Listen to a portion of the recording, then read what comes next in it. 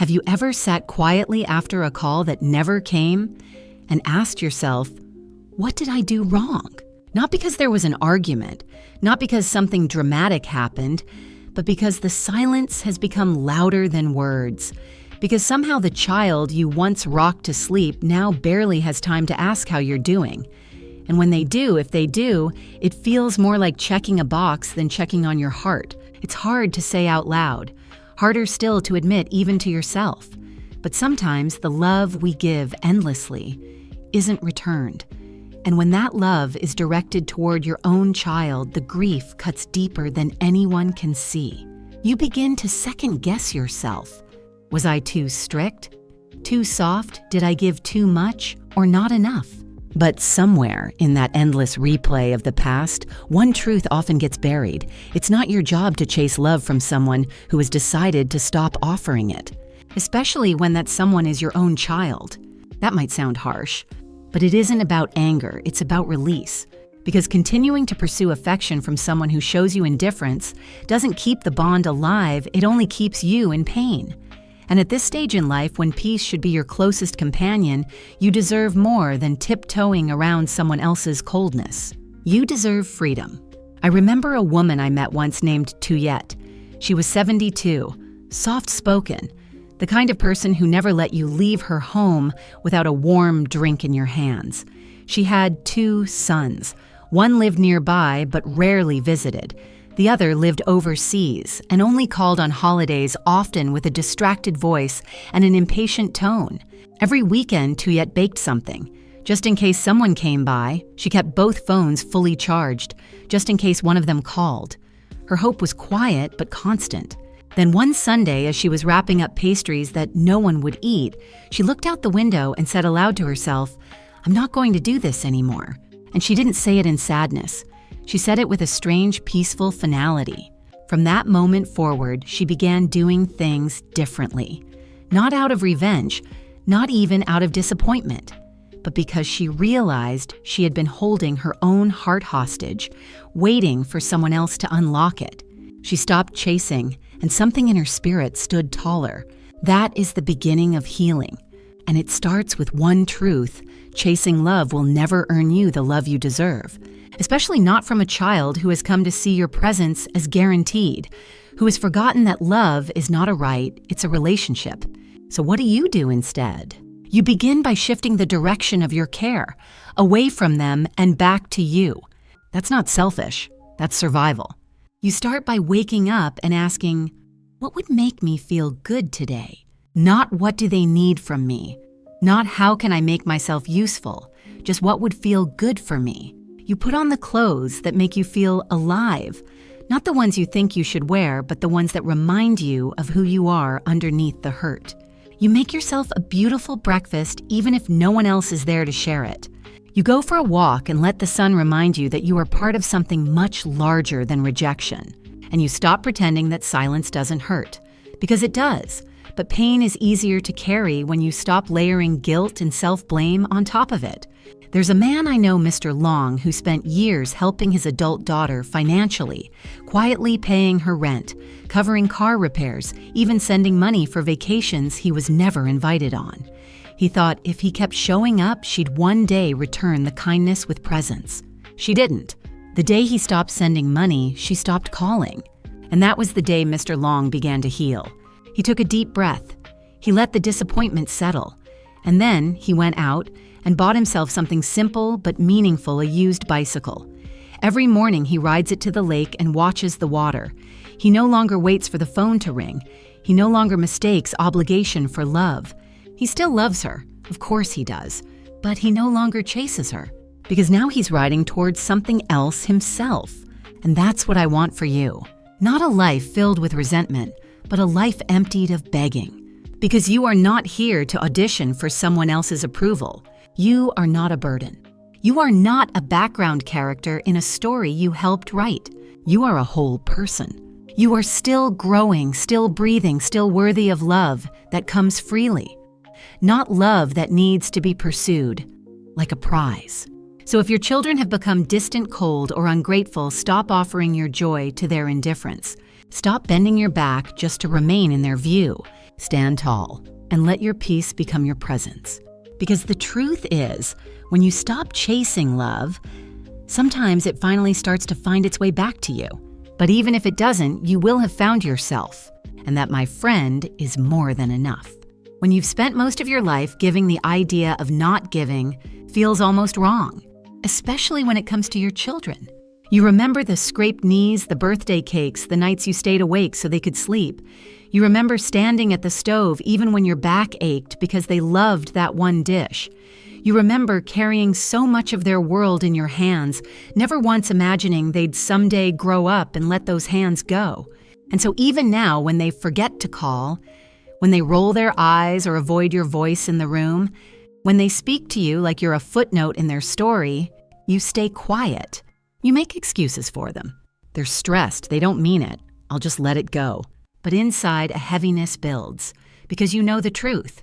And part of you has begun to wonder, have I made it too easy for them to forget how much I matter? It's not an easy thing to face, that you may have loved so fully, so consistently that they stopped feeling the need to love you back with the same care. But here's something we often miss when we sacrifice ourselves too completely. We stop being seen as people.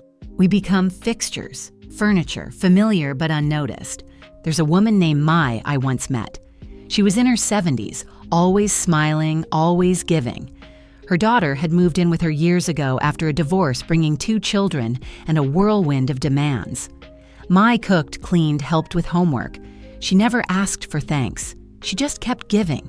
Until one day she overheard her daughter on the phone complaining, "She just sits around. I wish she'd help more."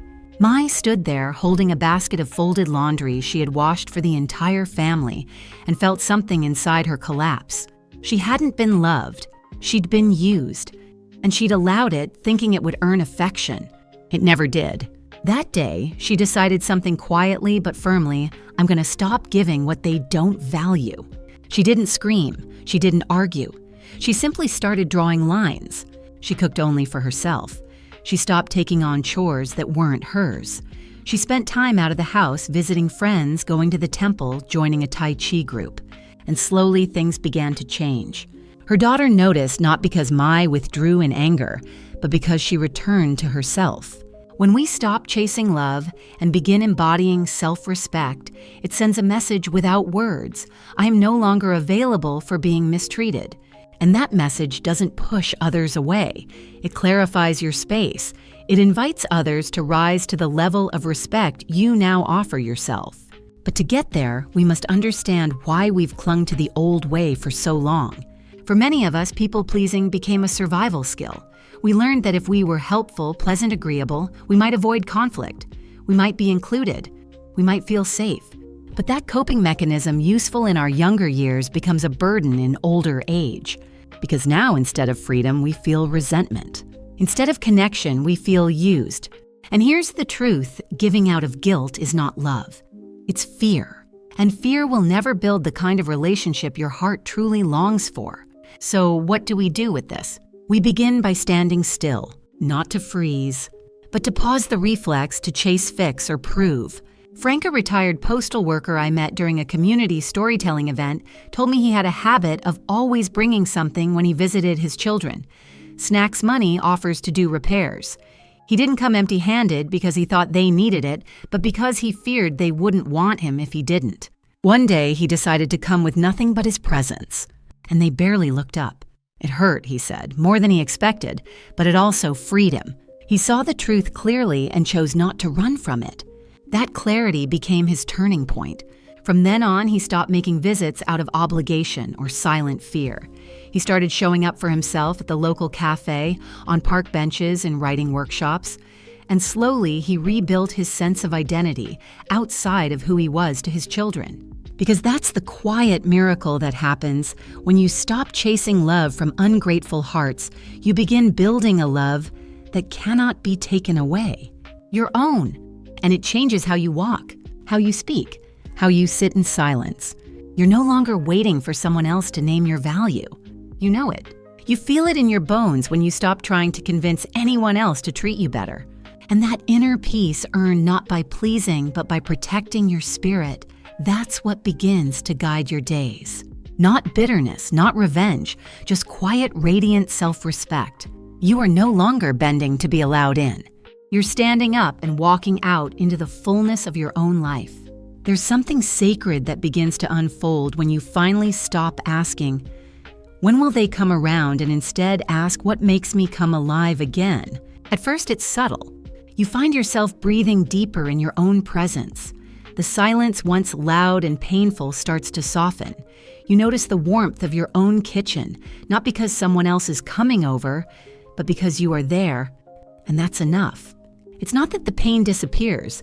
The ache of being overlooked doesn't just vanish, but you stop letting it dictate your days. You stop organizing your life around the hope that someone might text or drop by, or finally say what you've longed to hear. You begin to turn the page. That's what healing looks like in this season of life, not a big dramatic change, but a quiet return to yourself. Frank, the retired postal worker, told me something I'll never forget. He said, "When I stopped knocking on their door, I realized how many other doors had been waiting for me." He started attending local art classes, not because he thought he was any good. He wasn't. But because holding a brush reminded him of being 7 years old again, free, curious, untouched by the weight of family expectations. One of his classmates, a woman named Elise, widowed, fiercely independent, once asked him, "Why did you wait so long to do something for yourself?" And he answered, "Because I forgot I was still someone." That answer broke something open in both of them, and maybe in you too, because so many of us, especially after raising families, giving everything, holding up households, lose track of our own shape. We become reflections of other people's needs, and when those people stop seeing us, we fear we've disappeared altogether. But you haven't disappeared. You've just been paused, and now you're pressing play again. You begin to do things not to earn love, but to express it, not outwardly, inwardly. You go on that walk, not because a doctor told you to, but because you want to feel the earth beneath your feet again. You sit on a bench under the trees, not because you're waiting for someone to join you, but because your own company has become a little more bearable, maybe even beautiful. And then something else happens. People begin to notice, not because you post about it, not because you announce some grand change, but because your energy shifts. You're no longer the person who says yes too quickly. You pause, you consider. You ask yourself, does this feel kind to me? You're no longer chasing moments of connection. You're choosing them. And your children, those ones you used to tiptoe around, they may sense the difference. They may call not to guilt or demand, but to ask how you've been.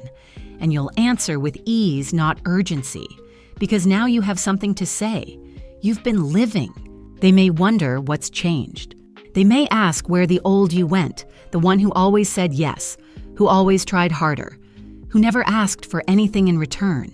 And you'll smile quietly, because that version of you didn't disappear. She just evolved. He just grew up in a new way, and that evolution is no longer up for negotiation.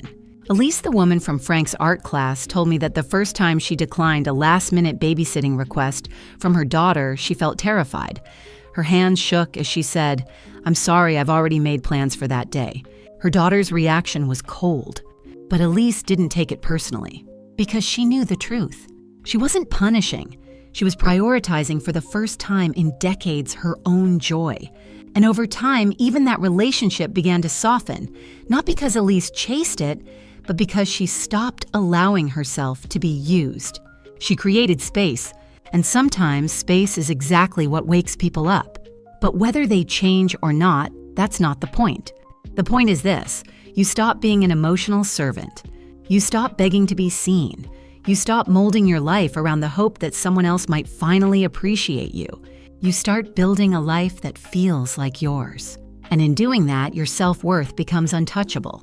No longer defined by who calls, no longer measured by who shows up. It lives in your breath, in your choices, in the way you set the table, even when it's just for you. Because you are worthy of full cups, of slow mornings, of being treated with care, even if the only person giving it is you. You don't have to be angry to set a boundary. You don't have to be cold to protect your peace.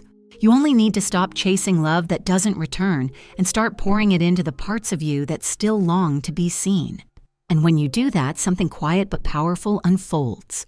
You become whole again. Not because they came back, but because you did. If you're still here with me, thank you. Truly. Thank you for staying through every word, every memory, every pause that might have mirrored something in your own life. That tells me something, not just about where you are, but who you are. Someone who's still listening, still learning, still reaching for peace even after so many disappointments. That's not weakness, that's wisdom, that's strength. You've walked through years filled with giving, and maybe too many of those years were spent hoping that someone would finally see what you gave up for them. Maybe you've whispered in the quiet of your room, "When will they come around? When will I matter again?" But what if I told you you never stopped mattering? What if the turning point wasn't waiting for them to wake up, but you waking up to yourself? You are not someone who needs to chase love to deserve it. You are not someone who should have to earn the basic dignity of being treated with kindness. You are not forgotten even if they've grown distant. You are not finished even if they've stopped calling. And you are not alone, not here. If anything from this message felt like it spoke directly to your heart, I hope you'll share something in the comments, not for validation, but for connection. Has your relationship with your children changed over time? Was there a moment you realized you were chasing love that wasn't being returned? What helped you find peace again? Even a few honest words can become a lifeline for someone else walking the same silent road. And if you feel safe to share, I will read them, and I will honor them, because your story matters. And if this message made you feel a little less alone, a little more grounded, I'd love for us to stay connected. Click subscribe if it feels right. Not because I need it, but because sometimes it helps to have a steady voice nearby when the world feels cold. You've given enough. You've bent enough. You've waited enough. Now, it's your time to live from fullness, not from hope that someone else might come and fill the space. To dress for yourself, cook for yourself, walk through this world as someone who knows I am enough. I always have been. And the ones who can't see that, let them go without bitterness, because you've got better things to do now. Mornings to enjoy, books to read, gardens to water, songs to hum under your breath, friends to meet, moments of quiet that feel like coming home. This life is not behind you. It's right here in front of you. And it belongs to you again. You don't need to be loud to be heard. You only need to live like someone who knows their worth. And if no one else told you this today, I'm telling you now. You are worthy. You are seen. You are still becoming. And I am proud of the quiet power you've chosen. Until next time, be gentle with yourself. You've carried so much. Now it's time to carry you. And you're doing just fine.